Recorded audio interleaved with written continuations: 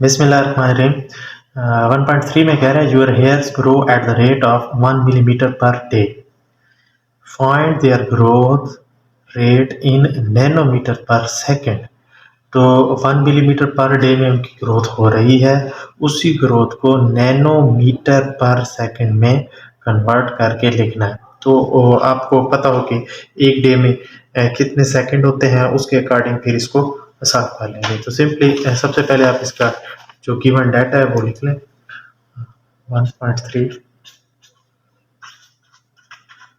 Growth rate जो है वो 1 मिलीमीटर पर डे। तो इसको थोड़ा सा इस तरह से लिख लें। अगर हम ये जो ग्रोथ रेट है वो है 1 मिलीमीटर पर डे है। एक डे में इतनी ग्रोथ हो रही है। अब उसके अकॉर्डिंग आपको पता हो कि एक डे में कितने, अब हमें पता है इसको इक्वेशन 1 कह रहे हैं। 1 डे बराबर होता है 24 आवर्स के, और 24 और 1 घंटे में कितने सेकंड होते हैं? 3600 सेकंड्स। अगर 1 घंटे में 3600 सेकंड होते हैं तो 24 मल्टीप्लाइड बाय 3600 ये आ जाएंगे 86,400 सेकंड्स। इतने सेकंड होंगे एक डे में। तो वही 86,400 को थोड़ा और सिंपल कर लें।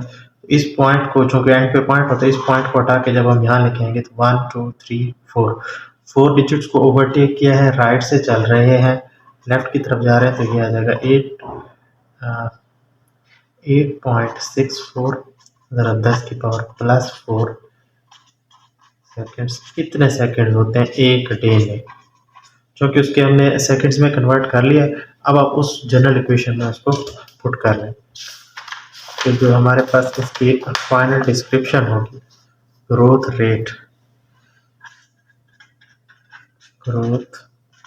Is equal to 1 millimetre per day के हिसाब से होगी। तो वो कितनी होगी? 1 मिलीमीटर बटा एक डे बराबर होता है 8.64 इंटू 10⁻⁴ सेकेंड्स।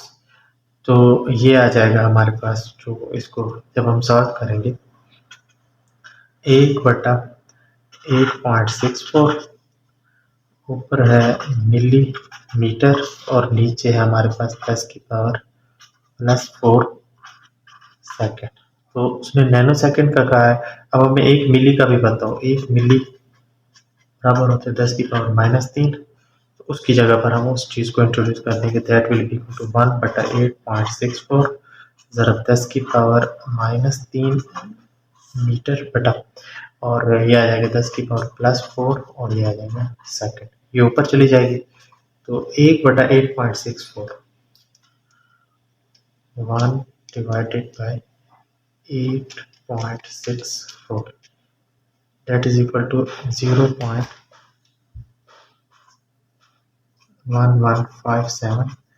ज़रा 10⁻⁻3, ये वाली पावर ऊपर चली जाएगी, 10⁻⁻4 मीटर इंटू क्या आ जाएगी? सेकेंड। तो ये जो हमारे पास इसकी डिस्क्रिप्शन होगी that will be equal to 0.1157 10⁻⁻7। तो यहाँ से अगर आप इसको देखो, इस पॉइंट को उठा के मैं अगर यहाँ रखूँ तो मैं लेफ्ट से चलूँगा और राइट की तरफ जाऊँगा, 2 डिजिट्स को ओवरटेक करूँगा। तो जो हमारे पास वैल्यू आएगी इसकी that will be equal to 0.1157 था, 10⁻⁻7 था मीटर और सेकंड की पावर -1। इस पॉइंट को उठा के हमने यहाँ रखा, 2 डिजिट्स को ओवरटेक किया, लेफ्ट से चले हैं, राइट की तरफ गए, तो 11.57 10 की पावर आ जाएगी -2 ज़रा 10 की पावर -7 मीटर सेकंड की पावर -1। 10 की पावर -2 और 10 की पावर -7 11.57 ज़रा 10 की पावर -2 -7 मीटर सेकंड की पावर -1। तो 11.57 10 की पावर -9 मीटर सेकंड की पावर -1। तो उसके साथ फिर 10 की पावर -9 एक नैनो के बराबर होता है, तो 11.57 ज़रा 10 -9 दोबारा मैंने लिख दिया, तो ये आ जाएगा 11.57 नैनो मीटर सेकंड की पावर -1। तो ये इस न्यूमेरिकल का पूरा उसका होगा। अगर आप इसका स्क्रीनशॉट लेना चाहते हैं, फर्स्ट पेज हमारे पास ये है। एक डे को आपने कन्वर्ट कर लेना है, साइड पे भी कर सकते हैं, यहाँ भी सामने भी कर सकते हैं। तो ग्रोथ रेट इतना है पर डे है, पर डे का बटा एक डे, और उसके बाद एक डे में 24 आवर्स होते हैं, तो 3600 सेकंड से 24 को मल्टीप्लाई किया, फिर उसका साइंटिफिक नोटेशन में इसको लिखा है। उसके बाद वही वन डे की जगह पर आप उसको उसके सेकंड्स को इंट्रोड्यूस करते हैं। उसके बाद फिर आप उसकी पावर्स को लेफ्ट से राइट ले गए तो 10 की पावर -2 आएगा वहाँ से, और फिर ये टोटल जो फाइनल इसका आंसर होगा वो ये होगा।